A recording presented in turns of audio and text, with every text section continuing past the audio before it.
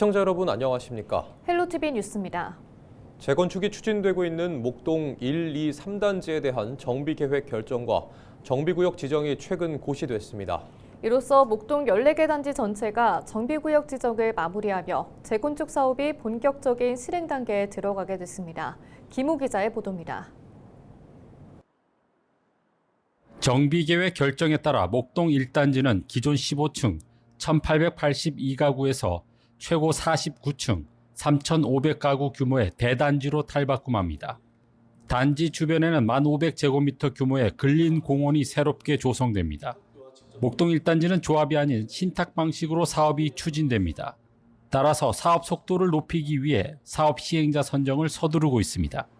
우리자산 신탁을 사업 시행자로 동의를 해달라는 그 동의서 받는 기간이 한두 달 정도 걸린다면 2월 초 중순경에는 아마 이제 사업 시행자가 확정이 되고 그때부터 우리가 보통 이제 사업이 시작이 되는 거죠.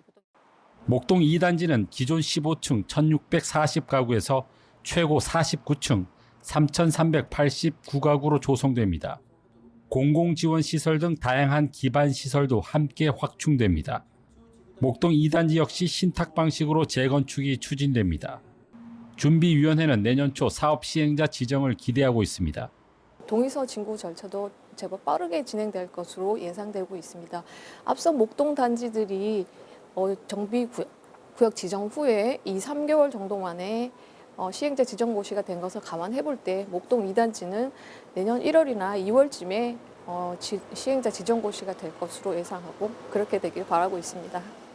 목동 3단지는 기존 15층 1,588가구에서 최고 49층 3,317가구로 탈바꿈합니다. 단지 내 공공보행 통로가 신설돼 안전한 통학로가 확보되고 10,000제곱미터 규모의 근린공원이 조성됩니다. 목동 3단지는 조합 방식으로 사업을 추진하고 있습니다. 정비구역 지정이 마무리됨에 따라 조합 설립을 위한 추진위원회 구성에도 속도가 붙고 있습니다. 조합 설립을 위한 추진위원회 구성 및 정비구역 지정은 12월 초에 다 마무리돼 갖고 확정이 되고 이후에 상가 협의가 다 끝나면은 내년 1, 4분기 중으로 조합 설립을 마칠 예정입니다.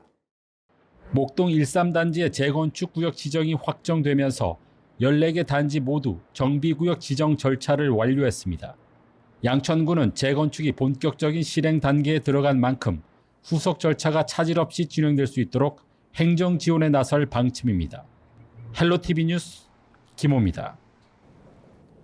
은평구가 지난 4일 청년 토크 콘서트 아웃 오브 더 프레임을 성황리에 마쳤다고 밝혔습니다. 이날 청년 토크 콘서트는 운둔형 외톨이 지원 사업의 성과 보고와 문화예술 공연으로 진행됐습니다. 은평구는 올해 청년 실태 조사를 포함해 사회복지법인 엔젤스 헤이븐, 서울청년센터 은평 등 5개 기관과 민관 협력 지원 체계를 구축해 운둔형 외톨이 지원 사업을 추진했습니다. 양천구가 예비 중고생 자녀를 둔 학부모를 대상으로 상급학교 진학 정보를 제공하기 위한 학부모 진학 코칭 클래스를 운영합니다. 오는 17일과 19일 이틀간 양천교육지원센터에서 열리는 이번 강의에서는 입시 전문 강사가 통계 데이터를 기반으로 분석한 학습 전략을 제시합니다. 17일에는 중고등 진학 전환기를 맞은 자녀 진로 설계를 주제로 강연이 열리고 19일에는 통계로 본 내 자녀 학습 전략이 소개됩니다.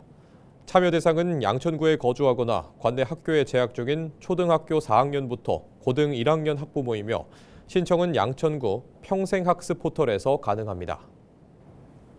은평구가 보건복지부의 2025년 지역복지사업평가 사회보장 부정수급관리 분야에서 대상을 받았습니다. 은평구는 부정수급관리, 복지의 또 다른 이름이라는 주제를 정하고 부정수급 정보 공유와 예방교육, 부정수급 저감운동, 맞춤형 복지 지원 등의 정책을 추진해왔습니다. 은평구는 매년 전체 예산의 60% 이상을 복지 예산으로 편성하고 있습니다. 양결 은평구의원이 서울시의회 의장 표창을 받았습니다. 양기열 의원은 주민과의 꾸준한 소통을 통해 지역사회의 복지 증진을 위한 제도 개선과 조례 발의 등 다양한 일정 활동을 펼쳐왔다는 평가를 받았습니다. 산모 신생아 건강관리 지원조례와 저소득층 산후조리비 지원조례를 연이어 제정하는 등 저출산 문제에 대응하는 실질적인 대책 마련에 기여했다는 점도 공로로 인정받았습니다. 양기열 의원은 앞으로도 원칙을 바탕으로 실정과 성과로 증명되는 지방자치의 진정성을 이어가겠다고 소감을 밝혔습니다. 출생 신고가 되지 않은 이른바 유령 아동들의 사망 사건이 잇따르자 지난해 새로 도입된 법이 있습니다. 임산부가 자신의 신원을 밝히지 않더라도 아이를 안전하게 출산할 수 있도록 지원하는 보호 출산제인데요. 시행 1년간 어떤 변화가 있었는지 또 남은 과제는 없는지 짚어보는 토론회가 국회에서 열렸습니다. 이세진 기자의 보도입니다. 지난해 처음 시행된 위기 임산부 보호 출산제. 제도권 밖에서 아이를 포기하지 않도록 양육이나 입양 결정을 독려해 생명을 살리는 역할을 했다는 평가를 받고 있습니다. 451명이 그렇게 혜택을 받았다. 달리 말하면 하루에 아이 1명 정도가 이 제도를 통해서 다시 살아났다라고 볼 수가 있겠습니다. 제도 시행 1년, 현장에서 드러난 사각지대를 보완할 필요가 있다는 지적도 나옵니다.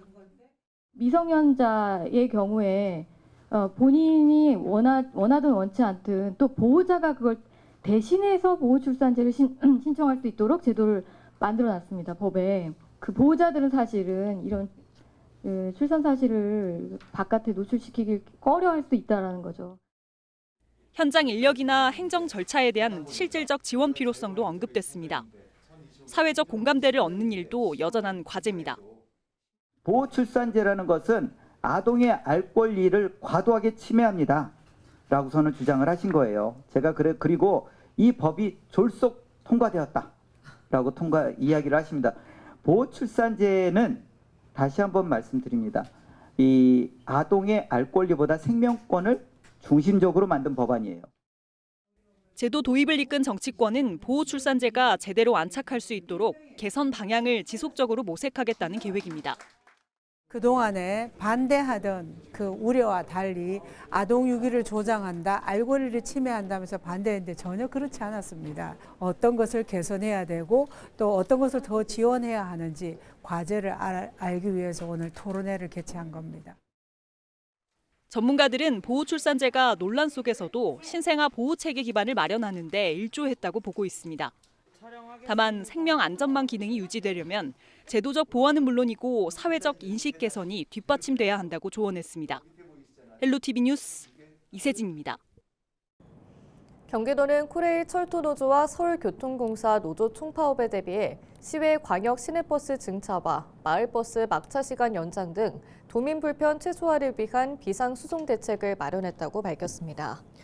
코레일 철도노조는 11일부터, 서울교통공사 노조는 12일부터 무기한 총파업을 예고했습니다. 경기도는 비상수송대책본부 상황실을 파업 하루 전인 10일부터 구성해 파업 종료 시까지 24시간 운영할 계획입니다. 경기도 비상수송대책본부는 파업이 시작되면 언론과 경기도 교통정보센터 누리집, 경기버스정보 앱 등을 통해 열차 운행 중단 및 버스 운행 정보 등을 신속하게 도민에게 안내합니다.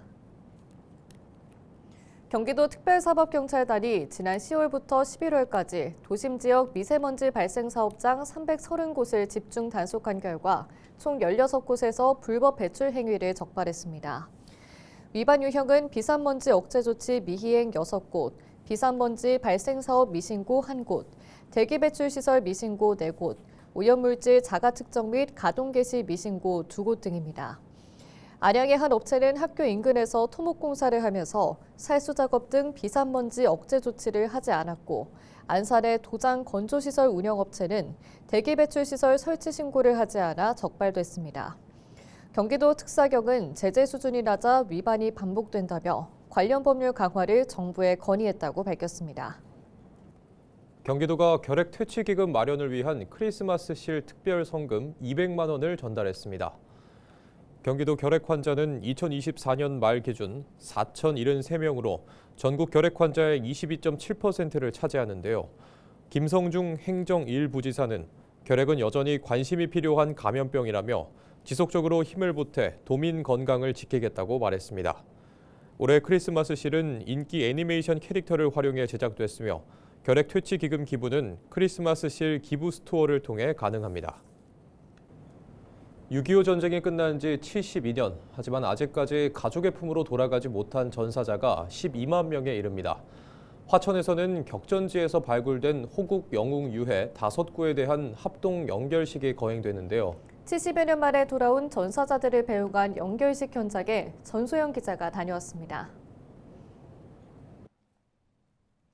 태극기로 소중히 감싼 상자가 의장단의 두 손에 들렸습니다. 6.25 전쟁 당시 치열한 전투가 펼쳐진 화천 접근산 일대에서 발굴된 호국 영웅의 유해입니다. 올해 5월부터 11월까지 수습한 전사자 유해 5구에 대한 합동 연결식이 화천에서 열렸습니다. 연결식에는 발굴 작전에 참가한 장병들과 6.25 참전용사, 보훈단체 회원 등 120여 명이 참석해 넋을 기렸습니다. 장병들은 70여 년 만에 조국의 품으로 돌아온 선배 전우에게 국화꽃을 올리며 감사와 존경을 표했습니다. 유해 발굴에 참여하면서 보람찬 마음을 갖고 제가 전우들과 선우님들에 대한 고마운 마음으로 제 군 생활을 열심히 마치겠습니다. 올해 육군 2군단이 발굴한 유해는 총 8구, 유품은 1만 3천여 점에 달합니다. 전투화부터 물통과 단추 등 당시 참전용사들이 사용했던 유품도 현장에 함께 전시됐습니다. 지난 2000년 처음 유해 발굴을 시작한 이후 2군단은 화천과 철원 일대에서 총 1,500여 구의 유해를 수습했습니다. 마지막 한 분까지도 저희가 꼭 모신다는 다짐으로 끝까지 유해 발굴 팀의 사명과 헌신은 계속될 것입니다. 이번 연결식에서 봉송된 유해 5구는 국방부 감식단의 정밀 DNA 검사를 거쳐 국립현충원에 안치될 예정입니다. 헬로티비 뉴스 전소연입니다. 인천시가 노후한 하수관로의 안전성 확보를 위해 오는 2029년까지 단계별 보수 등 지속적인 정비 사업을 추진합니다. 인천시가 지난 2019년부터 올해까지 실시한 노후 하수관로 정밀 조사 결과 절반 이상이 20년 이상 경과한 노후관으로 일부 지역에서는 균열과 치마 등 결함이 발견됐습니다. 이에 따라 인천시는 도심지 집안 치마 싱크홀 예방, 집중호우 침수 위험 저감, 주거지 안전성 확보 등 시민 안전을 위협하는 요소를 해소할 방침입니다. 노후 불량 하수관로 정비 사업은 지난 2022년부터 부평구와 계양구 등 7개 인천 지자체에서 진행하고 있습니다. 인천시가 최근 열린 응급의료 간담회에서 전국 최초로 개발된 아이맵과 아이넷 시스템을 공개했습니다. 아이맵은 응급환자 이송 과정의 부적정 이송 사례를 분석하고 지리정보와 흐름 분석으로 시각화해 데이터를 기반으로 환자 수용이 가능한 병원을 예측해 정보를 제공합니다. 또 응급환자가 여러 병원을 전전하며 골든타임을 놓치는 이른바 응급실 뺑뺑이 사례를 해결하기 위한 최종 응급 한라인인 아이넷도 함께 선보였습니다. 아이넷은 인천 21개 응급의료기관 센터장들로 구성돼 있으며 기존 이송과 전원 시도가 원활하지 않을 때 신속한 환자 연계를 책임지게 됩니다. 올해 인천 섬지역을 찾은 연안 여객선 이용객이 지난달 말 기준 200만 명을 넘어섰습니다. 이는 지난해 같은 기간보다 11% 증가한 수치로 올해 처음 시행한 인천 아이 바다 패스가 섬 관광 활성화에 결정적인 역할을 한 것으로 인천시는 분석했습니다. 인천시가 올해 처음 도입한 아이 바다 패스를 통해 섬을 찾은 이용객은 84만여 명으로 지난해보다 31% 증가했고 운임이 높아 할인율 적용이 큰 서해 5도의 방문객은 19만 9천여 명을 기록하며 전년 대비 66% 증가했습니다. 인천시는 내년에도 동일한 요금 기준으로 사업을 이어갑니다. 전국철도노동조합과 서울교통공사 노동조합이 각각 11일과 12일 파업을 예고한 가운데 서울시가 비상수송 대책을 가동합니다. 서울시는 교통공사, 코레일, 자치구를 비롯한 유관기관과 함께 비상수송대책본부를 구성하고 24시간 연락체계를 이어갑니다. 이상으로 뉴스를 마칩니다. 시청해주신 여러분 고맙습니다.